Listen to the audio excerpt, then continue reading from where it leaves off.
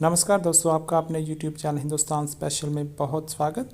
आज की पाकिस्तानी मीडिया की वीडियो में तारिक पीरज़ादा भारतीय सेना के प्रमुख के कश्मीर पर दिए बयान से बहुत तिलमिलाया हुआ है और इस वीडियो में अमजद शोएब ने ये बताया है कि कैसे पूरा भारत हिंदुत्व की सोच को सलाम करता है। तो चलिए दोस्तों, आज की वीडियो की तरफ चलते हैं। Thank you very much. एक क्वेश्चन ये भी बनता है कि हम क्या कुछ कर रहे हैं कश्मीर के लिए। दूसरी बात, एलओसी की बात अगर की जाए तो कोरोना डेज की बात करें तो पिछले जो हमारे उनके साथ झड़पें रही हैं तो इन दिनों में शदीद देखी गई हैं। तो आप क्या समझते हैं कि इन दिनों में भी भारत, जबकि दुनिया की रियासतें, दुनिया की मईशतें अपनी बका की जंग लड़ रहे हैं, लेकिन भारत अपनी हठधर्मी से बाज नहीं आया? देखिए, अभी उनके एक और कमांडर ने जो बाहर बयान दिया है जाके और पाकिस्तान को दहशतगर्दी, कि पाकिस्तान इन दिनों भी दहशतगर्दी कर रहा है हिंदुस्तान के अंदर। वो मकबूजा कश्मीर का तो जाहिर है जिक्र नाम नहीं लेंगे। तो चुनाचे आप ये गौर से देखें कि वो कोरोना वायरस के दिनों में भी जहां हिंदुस्तान की अपनी आबादी बड़े सख्त खतरे का शिकार है और ये फैल गया तो इनके लिए नाकाबिले ये रोक नहीं सकेंगे, तो पाकिस्तान को अपना सही दुश्मन तस्वुर करते हुए इसके खिलाफ किसी कार्रवाई से बाज नहीं आते। और आखिरी फिक्रा ये है कि पाकिस्तान के लिए इसके अलावा कोई रास्ता नहीं है कि कोरोना हो या ना हो, वो कश्मीर के, मकबूजा कश्मीर के मुसलमानों के लिए अमलन किसी जदोजहद की इब्तदा करे, चाहे वो कश्मीरी तहरीक आज़ादी की मदद हो या बिलवास्ता नीम अस्करी या अस्करी इमदाद हो या मालियाती इमदाद हो। आप अगर ये नहीं करेंगे तो कश्मीर के मसले को अमलन हिंदुस्तान ने खत्म कर दिया है। आप ही उनकी वाहिद आवाज रह गए हैं। आप नहीं बोलेंगे तो ये मसला बिल्कुल खत्म हो जाए। पहले इसी की इजाज़त दी गई थी इज्तिमा की भारतीय इंतज़ामिया ने, और फिर इसके खिलाफ क्रैकडाउन हुआ। फिर उसके बाद जो है मुकदमा दर्ज किया गया, स्टेट ने खुद मुकदमा दर्ज कराया सरबरा मौलाना मोहम्मद साद के खिलाफ।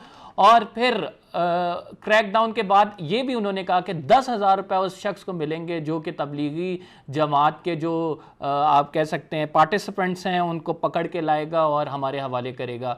तो एक तो आपने खुद उसकी इजाज़त दी और उसके बाद फिर आपने ही क्रैकडाउन कर दिया। तो where do you actually stand? Tariq sahab, आप इसका जवाब दे दें कि आपने इजाज़त नहीं देनी थी या फिर कोरोना के दिनों में इज्तिमा की, अगर आपने इजाज़त दे दी फिर आपने क्रैकडाउन भी किया, फिर उसके बाद आपने क्रैकडाउन भी कर लिया, फिर आपने एक, आप कह सकते हैं कि स्टेट ने खुद उनके जो सरबरा हैं उनके खिलाफ मुकदमा दर्ज कराया। तो व्हाट इज गोइंग ऑन? ये असल में इसको अंग्रेजी में कहते हैं एंट्रैपमेंट, और या कानून की जुबान में भी इसको कहते हैं जाल बिछाना, दूसरे को जाल में फंसाना और उसके बाद फिर अपनी कार्रवाई करना। ये तो बिल्कुल सोचे समझे मंसूबे का एक हिस्सा है कि आपने कानूनी तौर पर एक इजाजतनामा जारी किया कि तबलीगी जमात आए, अपना इज्तिमा करे, और जब इज्तिमा हो गया तो उसके बाद आपने उन पर इल्जाम लगाया कि आप तो यहां कोरोना फैला रहे हैं, और उसके बाद उसके रहनुमा के खिलाफ कत्ल का मुकदमा, मैनस्लॉटर का मुकदमा, बिल्कुल एग्जैक्टली नहीं, मैनस्लॉटर का लफ्ज है, कत्ल करने का मुकदमा उसके खिलाफ बनाया गया और उसके बकाया लोगों की गिरफ्तारी के लिए कोशिशें जारी हैं। तो इसका मतलब यह हुआ कि रियासत एक मुनज़्ज़म कोशिश और मनसूबाबंदी के नतीजे में मुसलमानों के इस ग्रोह के खिलाफ, जिनको वो निशाना बनाकर असल में एक कोरोना जिहाद का जो नुक्ता नजर नया लफ्ज नई इस्तेलाह बना रहे हैं या बना चुके हैं, उसको और तक़वियत देने के लिए वो इन लोगों को असल में हदफ बनाना चाहते हैं। और इससे ये बात असल में मुसलमानों को अब समझ आ जानी चाहिए। ये बात, इस बात का इंतजार असल में रोहिंग्या मुसलमानों ने भी बहुत किया था। और आखिर हुआ क्या कि उनको वहां से धक्के देकर निकाला गया, और जिस मुल्क में गए हैं वो वैसे बज़ाहिर तो मुसलमानों का सेकुलर मुल्क है बांग्लादेश, लेकिन 10 लाख लोग जो हैं उनका भी मुहासरा है वहां पर। जनरल अमजद शेर साहब, आपकी जानिब आऊँगा। सिर्फ यही नहीं, एक स्ट्रक्चरल वायलेंस है ये, और ये इंस्टीट्यूशनलाइज वायलेंस है, डिस्क्रिमिनेशन है।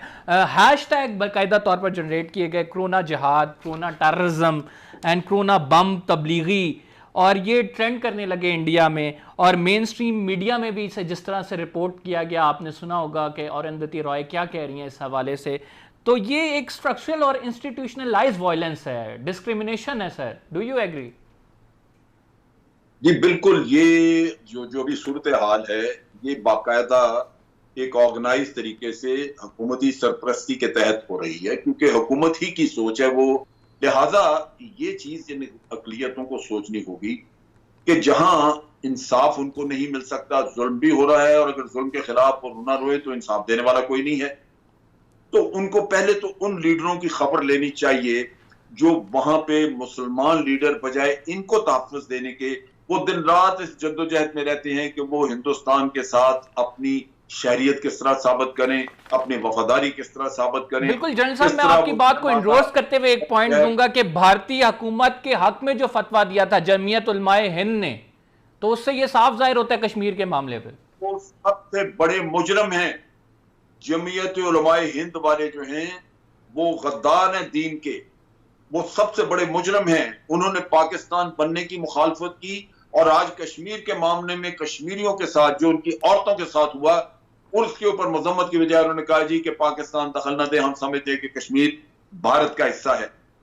आप भारत का हिस्सा समझते हैं ये नहीं समझते, लेकिन जुल्म के खिलाफ तो बात कर सकते थे वहां पे। एग्जैक्टली। लेकिन ये वो मुजरम है, ये वो मुजरम है जो दीन का लबादा पहन के जो अपने अवाम को, मुसलमानों को गुमराह करते हैं। सबसे पहले इनका हिसाब लेना चाहिए, क्योंकि एक जहनीत को पाला गया है। 5 साल पहले गुजरे, फिर ये दूसरी टर्म मिल गई मोदी को, और आपने देखा कि जो पहले 5 साल में उसने हिंदुत्व का एक राग अलापा और लोगों को मोल्ड किया, और उसी की बुनियाद पे उसने इलेक्शन जीता। वो हिंदुत्व की उसकी सोच वो ज्यादा गालिब नजर आई हमें दूसरे टेन्योर के लिए, और जैसे जैसे दिन गुजरते हैं वो सोच, वो आरएसएस का मैंडेट और उसकी आरएसएस की आइडियोलॉजी वो आपको पूरी हिंदू कम्युनिटी में फैलती हुई नजर आ रही है।